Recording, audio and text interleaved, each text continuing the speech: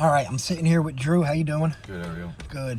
Just want to give me a little history about yourself, where you're from. Yeah, so grew up in Downingtown, which is about 10-15 minutes outside of Westchester, Pennsylvania. Isn't that don't you guys have like a huge football? Yeah, football programs are good out there. I guess Westchester's probably most known for the Jackass boys and whatnot, Bam Margera and whatnot. Yeah, I used to go party there in my high school years and early college years. Towns, drinking town. So yeah. So you're from that area. How old are you? I'm 34. All right. What was originally? You said your drug of choice was dope. So originally it started with Percocet, and then right up the chain, Oxy 80s, and then eventually, the cheaper, easier way was the heroin. Yeah. So, just do a bag, it felt like an 80, and then next thing you know, you're doing 14 bags, and you start just to save money, and that quickly. And the fun of it quickly became, it was a job. You were a slave to it. Well, people I'm sure they don't realize how much fun heroin is in the beginning. So, this lifestyle. I was talking more like Percocets. Even the Percocet lifestyle. I had started doing them, kids who got their wisdom teeth pulled out, would get the Vicodin or whatnot. We'd be drinking at a house party back in high school and, grab 20 of them if we could. It wasn't a regular thing back then, but then, right after high school, that's when the Perk 30s came into play. Yeah. And then the Perk 30s, they're going for $25, $30 a pill back then, and you're 18, 19 years old, barely holding a part-time job. Yeah. A $5, $10 bag of heroin sounds a lot better if it gives you the same feeling. So 100%. And living in this area, everybody kind of knows how the open air heroin market in Philly. Oh, absolutely. So it's it's funny because I never really came down here before, and right now I come down here, it's safety for me. I don't have to worry about the person to my right or my left seeing me, take a hit. Right. It's back where I'm from. God forbid you sit in a neighborhood for too long in a running car, cops are getting called because of a suspicious vehicle. So this is your safe place right now. So, as much as I hate it, it's, it's disgusting down here. People are always up to, something sketchy, grimy, stealing from you every which way they can. It's also the same thing as far as the law, because I've been to jail countless times, and it was all over drugs. Yeah, that was my life is in and out of drugs on a non-violent drug charges, in and out, possession, in and out. What did it for me was when SWAT raided my house in 2014. I was 25, 24 years old, and they raided my grandmother's house who I was living with at the time, all over an 8 Perk 30 sale. Wow. I was strictly a middleman. Yeah. The CI picked me up, took me to the dealer. I went to the dealer, handed it to him. He drove me home. And you're probably just maybe getting a pill out of the I had to. Yeah. They raided my house. I had 2 Perk 30s in my bedroom. Yeah. First, so I wasn't sick for work the next morning. Yeah. And, that blindsided me. They had guns held at my grandmother who was sleeping in bed. To me, it was this is insane. Down here, you can do it right in front of a damn cop. So, when I got sober, right, I pretended Kensington didn't exist anymore. All this, I just completely blocked it out. And I think I needed to do that, So when I left here, it was still the scariest thing in the world for a white person down here to come cop, because the cops, once they read they do see you, read your tag and they know you're from the suburbs, they know what you're down here for. Right, exactly. So that's what I was happy medium. Yeah, so that's what I was used to. And then when I came down here last November to start this, and I seen the needles hanging out of people's necks, and it was shocking to me, man. So last December, I moved to North Carolina in February. Before I left, I came down here and to see my cousin, and I made a left-hand turn on Allegheny on a green light, but there's no left-hand turn there. So I would go up Allegheny off of Kensington, make that left-hand turn. It's 12:30 at night. Yeah. I get pulled over. I get handed almost a $300 ticket. Wow. There's 5 people who shoot themselves in the neck next to me. I'm like, this makes a lot of sense. Yeah, that is wild. That they can see that. And I never understood it, and it's not like I'm gonna be like, well, officer, look at them. But it's just the dichotomy of that is just wild. So you recently lost your your living situation? Yeah, so I moved, like I said, I had moved down to North Carolina. I was sober for a little over a year when I moved down there. I moved down there for reasons, just I was complacent here. I worked the same job for almost 14 years, on and off, in and out of jail. Was the only time I obviously didn't work, but I just got to a point where I didn't feel like I was moving forward. Sober at that, I was in a good place, sound-minded and everything. So I moved and got offered a pretty good job down there, and the job ended up not being what I was told it was, and I ended up, it ended up not working out. I moved down there to pretty much work at the bottom of the totem pole, where here I had 14 years experience and pretty much ran my own crew. So that's tough starting over like that. Yeah, and especially in the new area, being the with gopher, not knowing anyone, and I was told that I was going to be managing everyone, and then I'm starting at the bottom. It was like almost they wanted me to prove myself, but anyhow. Yeah, so no, that's tough to do. I ended up quitting the job, and I came home on 4th of July weekend, and never made it back down there.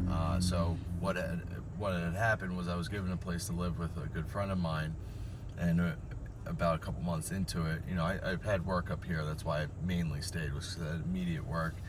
My buddy got a girlfriend. He moved out, but he said, "Hey, I'm still paying for my apartment. You might as well, just be respectful, and you can stay here." Yeah. And for the past couple months, I'd been living with there, and my brilliant mind was like, "Hey, some of my friends down here, I can offer them a nice warm place, some, a nice clean house with a shower and a place to sleep." And I started doing that, and then one thing led to another. Somebody didn't like the fact that I couldn't give them more. Yeah. And then they start raising hell. The landlord comes, says you're not on the lease, so I got evicted or kicked out or asked to leave. So so I just actually yesterday just loaded my truck with the rest of my belongings, and so I've been out of there for about a month, but I still had my belongings in there, so I just got that, and I've been down here for about a month, living down here out of my truck for a month. So how is that with the stuff in the back of your truck? So it's something you always got to keep an eye on. Yeah, that's what I'm saying. I have it all strapped down like 10 times over, because if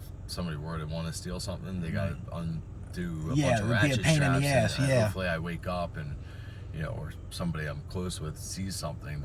But I can't go inside my friend's, like my cousin's place. I go inside there for 20 minutes. I'm like, "Yo, dude, I got to go outside." And he's like, "Dude, you can't be in and out, in and out." So no, I saw your truck earlier today with Robert, and I was actually Narcan 2 people here. Did earlier. you? Wow. Man, it's wild how much Narcan you got to use down here. So we used one, and the guy came too, but his brain just wasn't functioning. So I'm scrounging through my truck. I had like 4 or 5.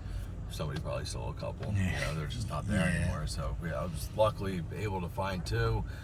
He came back after 1, but he wasn't really coherent. We gave him another. He was coherent. Gave him a slice of pizza, and actually surprisingly, he thanked us and walked away. Wow.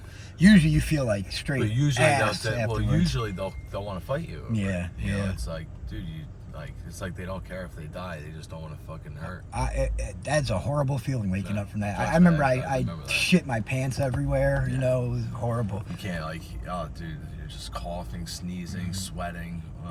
So you were telling me about because of the Tranq, the Xylazine, you have to, or you're nice enough to offer people to sleep in your car and stuff like that. Right, yeah. So at night, sometimes some of these people, like every single day, I hear somebody, "Oh, I got my phone stolen. I got, my stuff stolen," when they were asleep. It's like, you would think they would sleep in shifts, like if you were like soldiers on the watch. But is that even possible with the way Xylazine works? People just passing out so fast. So that's the thing. So someone would have to not get high while other people sleep. Exactly. So the other day I had a friend.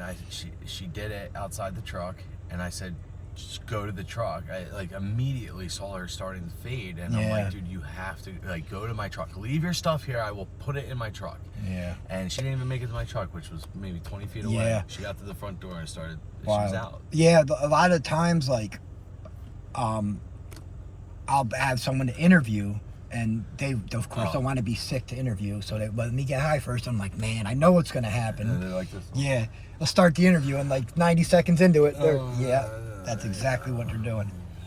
And I understand. Like the heroin back in the day. No, we were talking before this, you do a bag and clean your house. Yeah, it'd give you energy, and then then you would nod. You'd Yeah. have like the good nod though. You'd be awake, conscious, doing it. Yeah, You know? you'd be nodding, but you hear the people talking, you know what's going You on. hear me good nod, like there's Yeah. any good nod, right? But no, it's definitely not what it is anymore. Yeah. It's like they just go out, and a lot of the time I freak out because I don't know if you can't even see that if they're breathing. Or Yeah, not. You that really scares- have to like see their back and like look straight where their Absolutely. lungs are just to see a little bit of Because their breathing's slowing down a lot anyway because of the opiates in them. And then it's, a lot of the times that they fall, the positions that they fall asleep Yeah, in, they're, like, it's not they're natural. They're cutting off circulation, the body parts, 100%. the whole nine. I'm constantly seeing people in weird positions. I'll stop the car and get out and just Just check for a pulse, and it's even hard to feel it a is. pulse. It really is, man. I saw a guy, I mean, he was spread out like as if he had fallen out of the sky straight on his back. He was just completely spread Yeah. out, and I'm like, damn. You look at that and you're like, he might be dead. Right, 100%. He looks dead. Yeah, he is, that's the scary part. and Walking up when you're like, And that's the thing. Like I was over a few blocks away.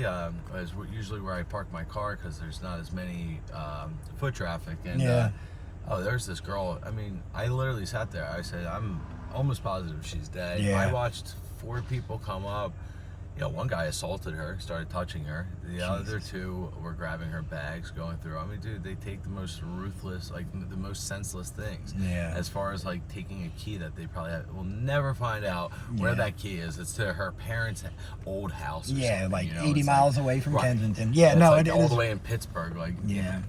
Why are you stealing that? It's just to do it. Like, Yeah. it's crazy. I can't tell you how many times I've been in traffic and looked over and seen someone cutting a backpack off someone's back. So I actually got tint put on my truck because, like I said, I would take friends back to outside of the city to my apartment where I was living, and I'd be sitting in traffic on 76, and they'd be nodding so Nodding out, hard that yeah. I'm like, wake up, like, and God forbid there's a cop next to us, Yeah. because outside of the city they don't treat it like they do down here. Yeah, no. You'll have your car ransacked. They'll try giving you a DUI, and you're not even the one high. Yeah, I live up in Bucks County now. That's where I went when I got sober to Levittown. Yep. But now I'm in Bensalem. But there's a couple down here that I'm friendly with, and the guy's mom lives up in Morrisville, Bucks County.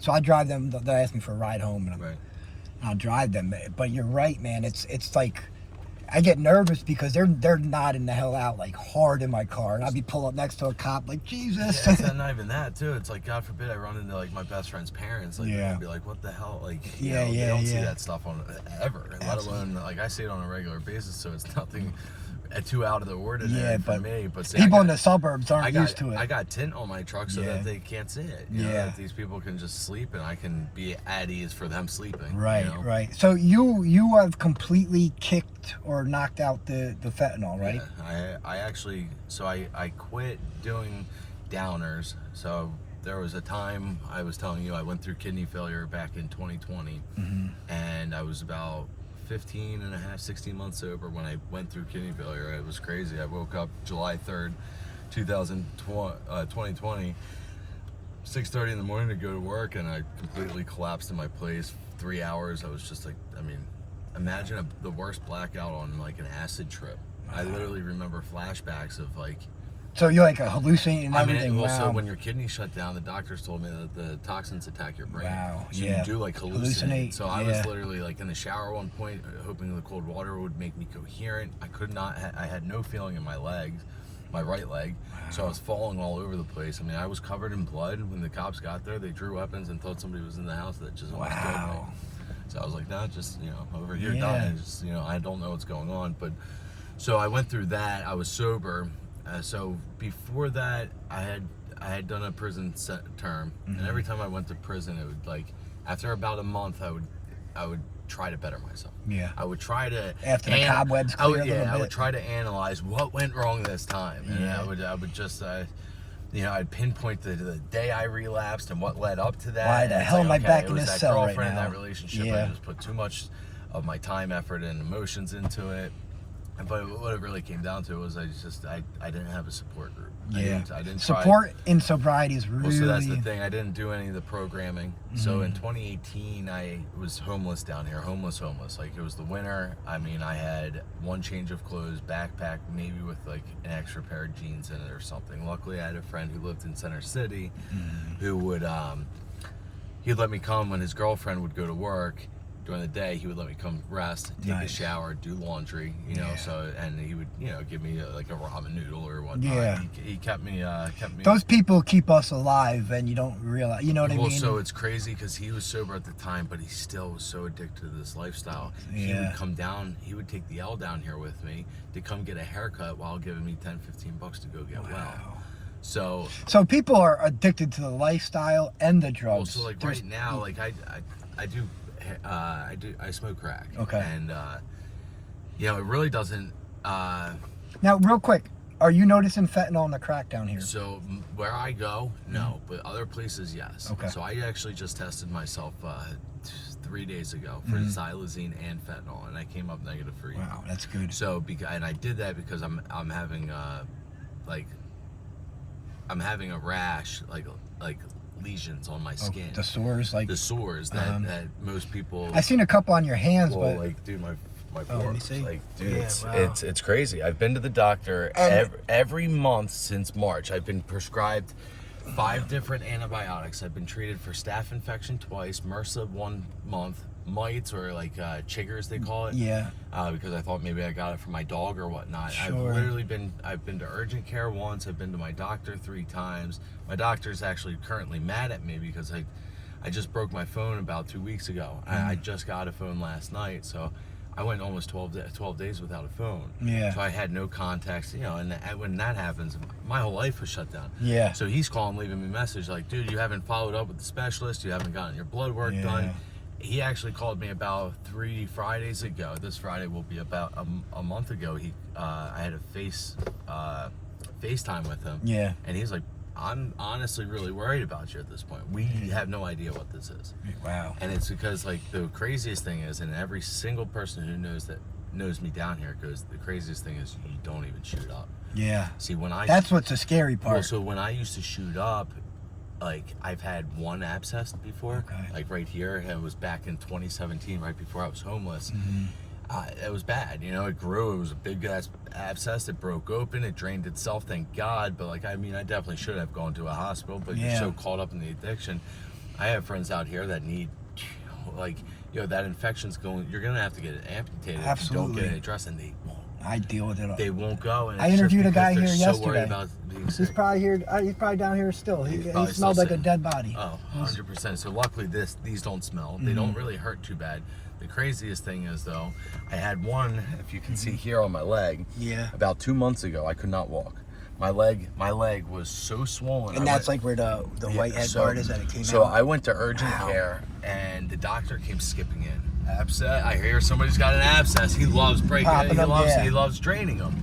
And he comes in, and I had 102.6 fever, 102.4 fever. I had just gotten out of the shower, felt like I had no fever. I mean, I stood in front of the AC to air dry. Right? Yeah.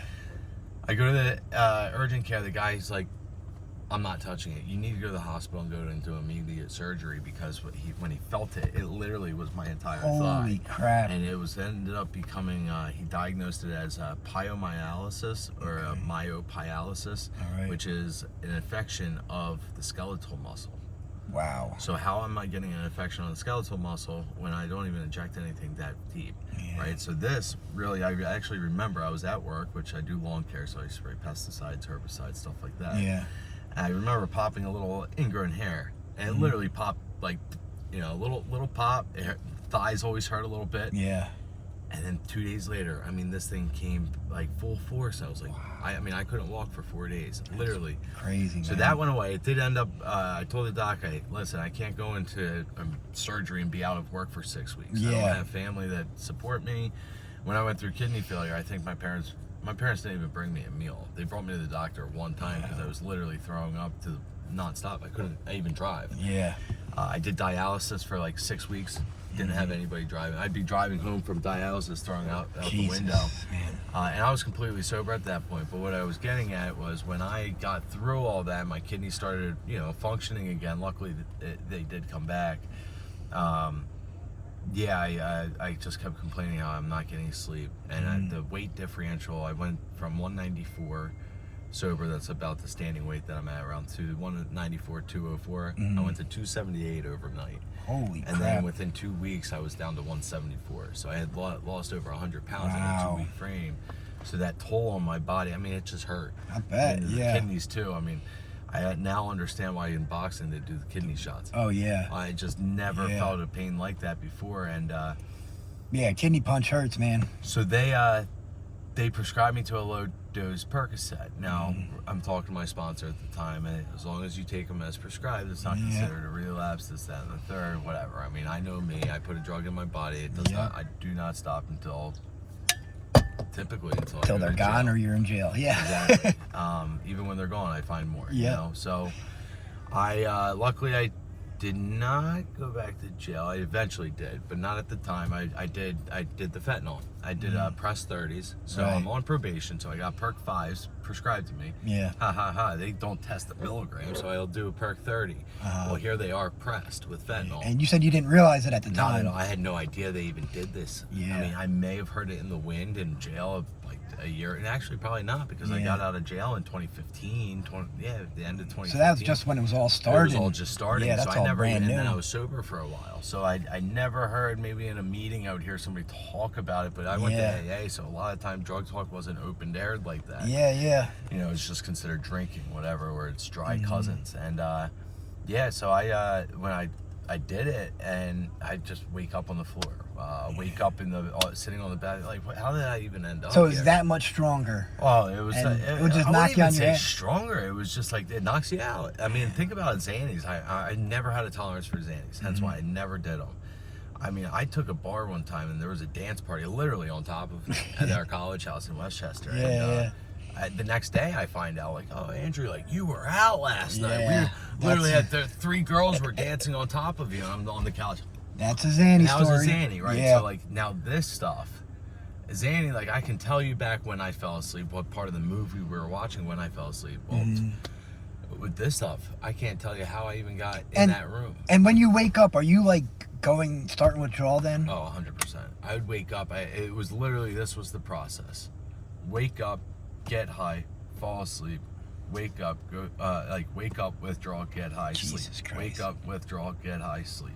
This girl I talked to, she's like, I got to do a date every 3 to 4 hours down here. She's like, and that's just to maintain. Well, what I noticed since coming back down here is a lot of my friends have to have their powder with it.